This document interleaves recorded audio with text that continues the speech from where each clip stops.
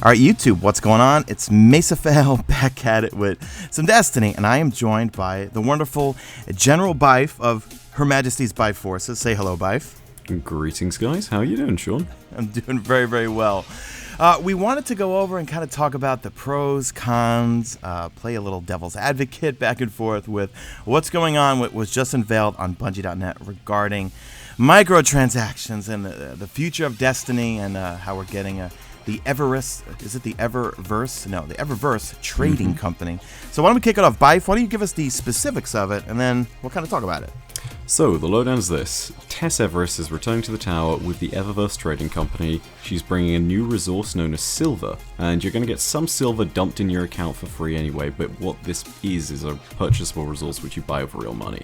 Now, what you'll be using the silver to get is a series of items. Right now it's going to launch with 18 different emotes and dances and things like that. And yeah, when you've got all of those, you can just do whatever. They're cosmetic, so they don't affect the game. But at the same time, it's kind of interesting because opening up microtransactions like this is a unprecedented move. However, it's paired with something else, which is this. DLC is now going to be, for the most part, free. You're going to only ever have to pay for future big expansions. So in other words, take a look forward to next autumn when we'll be buying Destiny 2.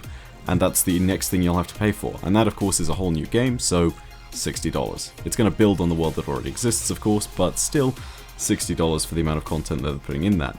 So yeah, you get all of these free bits added on. We're thinking these are kind of the expansions the size of House of Wolves and Dark Below in between, and apparently new story content will come every few months, completely for free for everybody to download. So, really interesting move there. Yeah, and I see Twitter, I see Reddit lighting up like a Christmas tree, because we know what our opinions are like, right?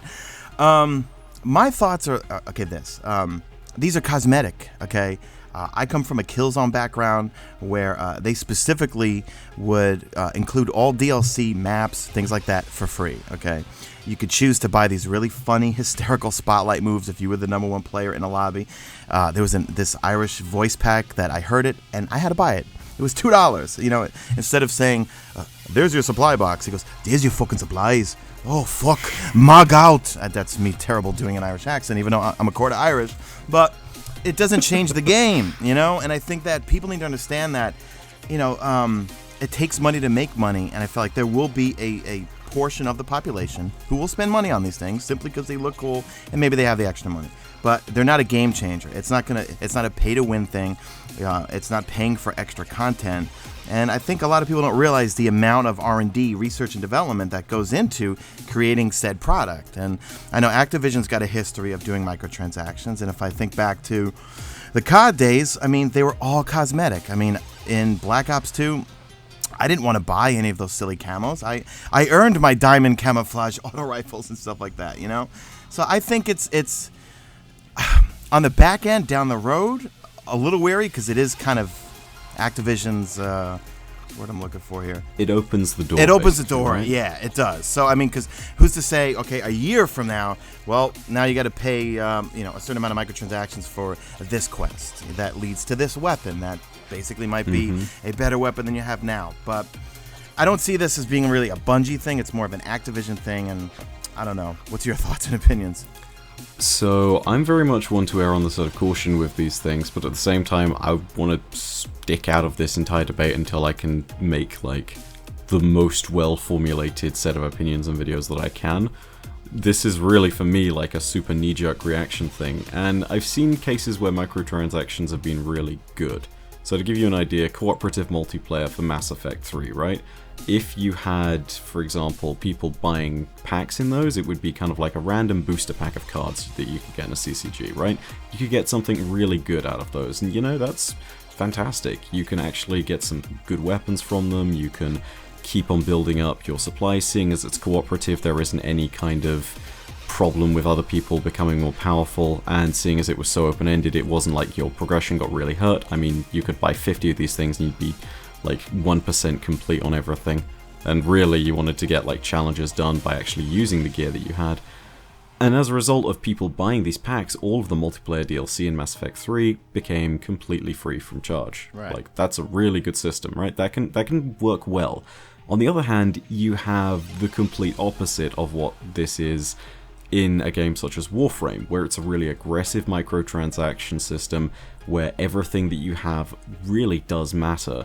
So, for example, you can buy entire Warframes which come with their own special abilities. You can make sure that you have to buy the slots to own the Warframes, which is ridiculous. You buy all your weapons, you buy the slots to own those weapons, and you see how this system goes, right? Yeah. I mean, it's literally designed to push as much money over time out of you as possible.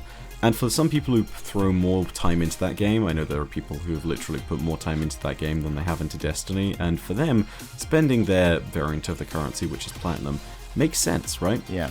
And it's kind of, it does sort of like then bring in a certain amount of issues, right? Because it's divisive for the community, and this is my big stumbling issue for anything, even cosmetics, right? Yeah. There is a division that is created by things in microtransactions, right? So the fundamental argument is, no matter what it is, if one player has it, jealousy forms in the parts of others. And yeah, that's not necessarily something that should be taken into account. Sometimes you should ignore it, sometimes you should be aware from it. But the very creation of that divisive culture harms the game more than it hurts, more than it helps, is the theory, right? Right. So that's something that I'm always wary of. But at the same time, free DLC is something that everyone can get involved in, and I think it's really a case of weighing the evil of not having a certain dance animation versus someone not having an entire DLC and story thing. This is the same kind of argument you could bring up with PlayStation exclusives and stuff. Right. But honestly, I feel as though, for the most part, this system of DLC is okay. The other big argument, I guess, is slippery slopes, right? Yeah, no, definitely. But it's for what's going to come down the pike a year from now, and because right now they're introducing the base frame, so to speak, of these microtransactions. What will they turn into? We'll have to see, I guess, a year from now. But I'd like to hear in the comments section, what do you guys all think? I know for me personally, if I see someone else with another dance move, am I going to be really jealous of it? Maybe. I mean, is it going to want me to spend the $2? Not really. I mean, I personally, when it comes to like the strike-specific cloaks and all that, strike-specific gear, okay, that makes me want to go grind that strike. Makes me want to play the game more. It doesn't necessarily make me want to go shell out a couple of dollars if I see a specific shader or something, that I like. But I really want to hear from you guys in the comment section. What are your pros and cons? What do you guys think of this whole thing? And that's pretty much it. Any last thoughts, General Byf? I'd say that as long as it remains like purely cosmetic, I'm fine with it, You can still, for the most part, get the best gear you're in Destiny just by playing the game, and that's as it should be. So, with cosmetics, I think at certain points I've said that I'd be okay with it, but I think, to round it off, the only thing you gotta be careful of is that slippery slope in the future. And, I don't know, I'll leave that to you guys in the comments section. Tell us what you think. Definitely. Thank you. Well, thank you so much for being on, General Byf. Super appreciate it, man. Why do I always call you General? I don't know. It just sounds so majestic. Maybe because I'm an authority figure. You're a general. To the millions that I lead. From Majesty's Byf. I wish it was millions. I wish. All right, cool. Thanks for being on. Guys, drop a like in this video only if you see fit. Follow me on Twitter at Mesa Sean. Follow Byf at Inside Destiny. And that's it. I'll see you guys in the next video. I'm out of here like Vladimir. See you later, Byf. Adios, Paradasya Astra. I'll see you Starside.